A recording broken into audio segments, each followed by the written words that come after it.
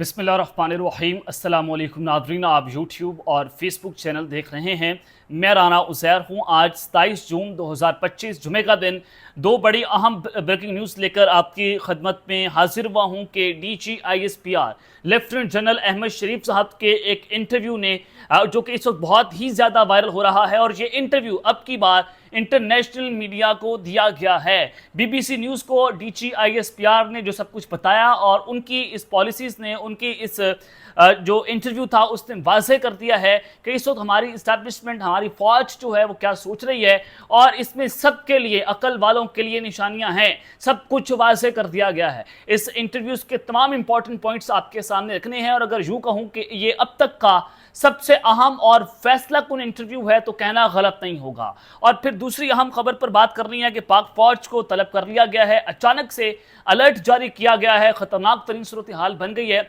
ये मामला और माजरा क्या है, इस हवाले से कुछ इंपॉर्टेंट डिटेल्स आपको बतानी है। लेकिन आगे बढ़ने से पहले आप सबसे दरख्वास्त के चैनल को सब्सक्राइब कर लें, बेल आइकन को दबा दें। आने वाली तमाम तरह अपडेट्स आपकी खिदमत में बर वक्त पेश होती रहें। नाज़रीन, एक तरफ तो आज फील्ड मार्शल आसिम मनीर साहब ने जो गुफ्तगू की, उन्होंने वाज़ेह तौर पर भारत को पैगाम दिया। उन्होंने कहा कि हम भारत की अजारतदारी इस खत्ते में कबूल नहीं करेंगे, और जब से भारत ने ये फॉल्ट फ्लैग ऑपरेशन किया, ऑपरेशन सिंदूर लॉन्च किया, और हमने उनकी मांग में सिंदूर भरा भी, और पाकिस्तान ने, हमारी फौज ने, हमारी बहादुर एयरफोर्स ने जिस तरह से भारत को मुंह तोड़ जवाब दिया, वो भी सब कुछ आपके सामने है। यानी कि पाकिस्तान खत्ते में इस वक्त सेंटर ऑफ ग्रेविटी बना हुआ है, और सबकी नजरें इस वक्त पाकिस्तान की तरफ लगी हुई हैं। ख्वाह वो अमेरिका हो, ख्वाह वो इसराइल हो, ख्वाह वो भारत हो, कोई भी हो, चाइना हो, रशिया हो, पाकिस्तान इस वक्त सेंटर ऑफ ग्रेविटी है। पाकिस्तान ने जिस तरह से ईरान जंग में उनका साथ दिया ईरान का, उसके बाद इसराइल कहता है कि अगला टारगेट पाकिस्तान है, तो हमारी फौज हम वक्त तैयार है। ये फील्ड मार्शल आसिम मनीर साहब की तरफ से आज पॉलिसी स्टेटमेंट आई। उन्होंने कहा कि हम किसी से नहीं डरते, हम तैयार हैं। अब दूसरी जानिब जनाब DGISPR लेफ्टिनेंट जनरल अहमद शरीफ साहब के BBC के इंटरव्यू ने इस वक्त बहुत कुछ वाज़ेह कर दिया है। उनका इंटरव्यू बड़ा सुनने वाला था, उन्होंने बहुत सारी चीज़ें क्लियर की। उन्होंने कहा कि फौज सियासी जमातों से बात करने में दिलचस्पी नहीं रखती। DGISPR ने पाकिस्तान तहरीक इंसाफ के बानी चेयरमैन इमरान खान से मुज़ाकरात के पस पर्दा राब्तों की तरदीद कर दी, और इंटरनेशनल मीडिया पर ये बातें हुई हैं, क्योंकि ये BBC को उन्होंने इंटरव्यू दिया। उन्होंने कहा कि हमारे किसी भी किस्म के इमरान खान या ये PTI के साथ कोई पस पर्दा राब्ते या मुज़ाकरात नहीं हो रहे। BBC को दिए गए एक इंटरव्यू में DGISPR ने कहा कि पाकिस्तान की मुसल्लह फ़ौज को बराह मेहरबानी सियासत में मुलव्वस ना की जाए। ये बड़ा वाज़ेह और कैटेगोरिकली उनकी जानिब से कहा गया कि हमें सियासत में ना घसीटा जाए। हम हमेशा इस मामले पर बिल्कुल वाज़ेह रहे हैं। ये सियासतदानों का काम है कि वापस में बात करें। हम पाकिस्तान की रियासत से बात करते हैं, जो आइन पाकिस्तान के तहत सियासी जमातों से मिलकर बनी है। उन्होंने कहा कि जो भी हुकूमत होती है वो उस वक्त की रियासत होती है, और फौज उस हुकूमत के अंडर काम करती है, इसलिए हम सियासी जमातों से बात करने में दिलचस्पी नहीं रखते हैं। ये वाज़ेह तौर पर कैटेगोरिकली मैसेज पहुंचा दिया गया जिसको पहुंचाना था। और उन्होंने कहा इंटरव्यू के दौरान कि DGISPR ने इस तासर को रद्द किया और उसे सियासी एजेंडों को तक़वियत देने के लिए फैलाई गई अफवाह को अफवाह करार दिया। अब आप अंदाजा करें कि ये जिस तरह से फ्रंट से लीड हो रहे हैं, जैसे भारत की जंग में पाकिस्तान की फौज ने बेहतरीन कामयाबी हासिल की, अब फ्रंट से लीड किया जा रहा है। उन्होंने कहा कि अब हम सियासत नहीं करेंगे, ज़ाहिर है डिफेंस जो है वो बहुत मजबूत हमें करना होगा, और हमारा डिफेंस मजबूत भी है, और इधर से भारत से हमले में खतरा, और इसराइल भारत की मदद से पाकिस्तान पर अटैक करने की कोशिशें कर रहे हैं। तो फौज जो है वो इस वक्त अपने डिफेंस पर जो है वो जनाब गौर कर रही है। अपने सियासी मकासद के लिए फौज के खिलाफ बहुत सी अफवाहें और मफरूज़े फैलाए जाते हैं। यहाँ तक कि यह अफवाह भी थी कि फौज अपना काम नहीं करती और सियासत में मुलव्वस है। लेकिन जब मार्का हक आया तो क्या फौज ने अपना काम नहीं किया? क्या कौम को किसी पहलू में फौज की कमी महसूस हुई? नहीं, बिल्कुल नहीं। ये जनाब उन्होंने बात किया कि जब मार्का हक जो ऑपरेशन हमने किया था तो उसमें क्या फौज ने कमी छोड़ी? बिल्कुल नहीं छोड़ी। तो उससे नजर आता है कि अब वाज़ेह तौर पर पाकिस्तान की फौज जो है भारत के खिलाफ भी तैयार है, चाहे वो इसराइल हो, कोई भी दुश्मन हो पाकिस्तान का, बैरूनी और अंदरूनी। पाकिस्तान की फौज ने वाज़ेह तौर पर DGISPR ने मैसेज दिया कि हम उनके साथ हर किस्म की कार्रवाई करेंगे। हम अपनी पेशा वराना जिम्मेदारियों पर मुकम्मल तवज्जो देते हैं, और हमारी वाबस्तगी पाकिस्तान की आवाम की इलाकाई सालमियत और खुदमुख्तारी और पाकिस्तान के तहफ़्फ़ुज़ से है। यही वो काम है जो फौज करती है। उन्होंने कहा कि बगैर किसी सबूत के सियासी बुनियादों पर बनाए गए मफरूज़ों पर तवज्जो देने से इज्तनाब किया जाए। क्या आप समझते हैं कि एक ऐसी फौज जिसके बारे में कहा जाए कि वो मुनक़्सिम है और अवाम से कटी हुई है, ये उन्होंने बात की, ये सब कुछ हम कर सकते हैं? हरगिज़ नहीं। हम सिर्फ अंदरूनी तौर पर ही चट्टान की तरह मुतहद नहीं बल्कि बहैसियत कौम भी मुतहद हैं। उन्होंने कहा कि पाकिस्तान की फौज मुतअद्दिद मौके पर सियासी हुकूमत चाहे वो वफाकी हो या सूबाई हो, उनके अहकामात और हिदायत पर अमल करती है। DCISPR से जब यह सवाल किया गया कि क्या वजह है कि मुल्क में जब कभी सियासी अदम इस्तेकाम पैदा हो फौजी क़यादत का ही नाम आता है, जब उनसे सवाल पूछा गया तो उन्होंने इसका जवाब दिया कि मेरा यह ख्याल है कि यह सवाल उन सियासतदानों से या सियासी कुव्वतों से पूछना चाहिए जो उसको मुतनाज़ा बनाने की कोशिश करते हैं या इस मामले को असल मसला बना देते हैं।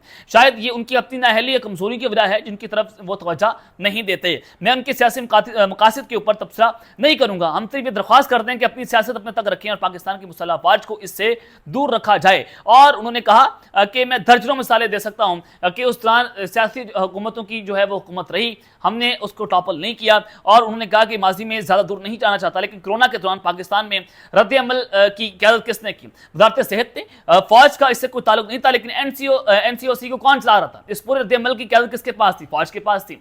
इस वक्त किसी को हमसे कोई मसला नहीं था। उस मुल्क में जब पूरी टीमें वैक्सीन के निकलती थी तो फौज ही उनके साथ होती थी, तो उस वक्त हमें हमारे से क्यों मसला नहीं था? ये जनाब उन्होंने अपने इंटरव्यू में बहुत सारी चीज़ें वाज़ेह कर दी हैं। उन्होंने कहा कि अपनी सर्विस के दौरान मैंने नहरें भी साफ की हैं। हम अवाम की फौज हैं और जब भी हुकूमत वक्त या चाहे वफाकी हो सूबाई, जब हमें वो काम करती हैं तो हम पाकिस्तान की अवाम के लिए हाजिर हो जाते हैं। अब इससे नजर आता है कि ये पॉलिसी स्टेटमेंट है, वाज़ेह कर दिया है कि अब जो फौज है वो सोच क्या रही है। अब फौज डिफेंस की तरफ बढ़ गई है और हर तरह से जाहिर है ऑपरेशन सिंदूर की बातें हो रही हैं कि भारत ने वो ऑपरेशन सिंदूर अभी रोका नहीं है। और आज भी फील्ड मार्शल ने कहा कि हम तैयार हैं और भारत इस तरह की कार्रवाई करने के लिए सोचेगा तो हम उसको मुंह तोड़ जवाब देंगे।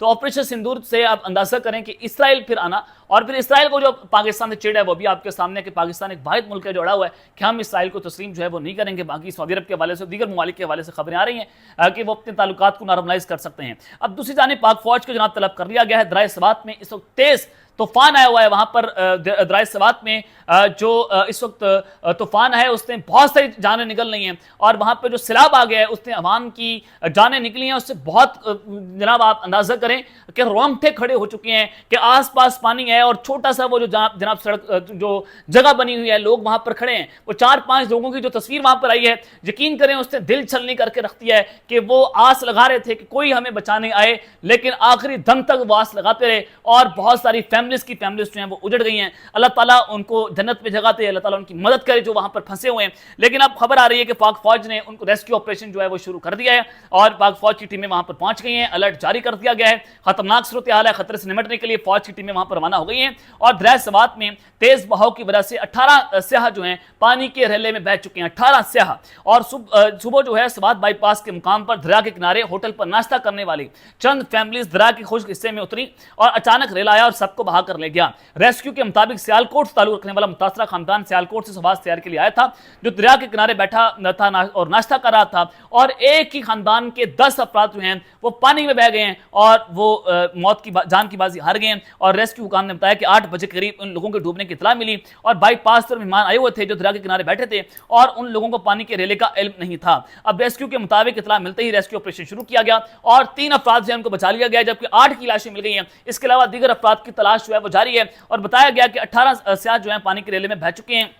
और इसके अलावा वहां पर जो डिप्टी कमिश्नर सवात है उन्होंने बताया कि दफा 144 हमने नाफिज कर रखी है, लेकिन इसके बावजूद स्याह जो है वहां पर जाते हैं। जहां बहक अफराद में 5 बच्चे भी शामिल हैं। अब वहां पर फौज ने अपने रेस्क्यू ऑपरेशन जो है शुरू कर दिए, टीमें वहां पर उतरना शुरू हो गई हैं। एक ही खानदान के 10 अफराद जो हैं वो भी पानी के अंदर बह गए हैं और स्याह ने यह बताया कि हम नाश्ता करके चाय पी रहे थे और बच्चा दरिया के पास सेल्फी लेने गया और उस दरिया में इतना पानी नहीं था, लेकिन अचानक से पानी आया तो बच्चा फंस गया। रेस्क्यू को आगाह किया तो वो 1.5 से 2 घंटे बाद आए। ये सब उनके सामने हुआ। रेस्क्यू की मौजूदगी में बच्चा दरिया में डूबा और वो बचा नहीं सके।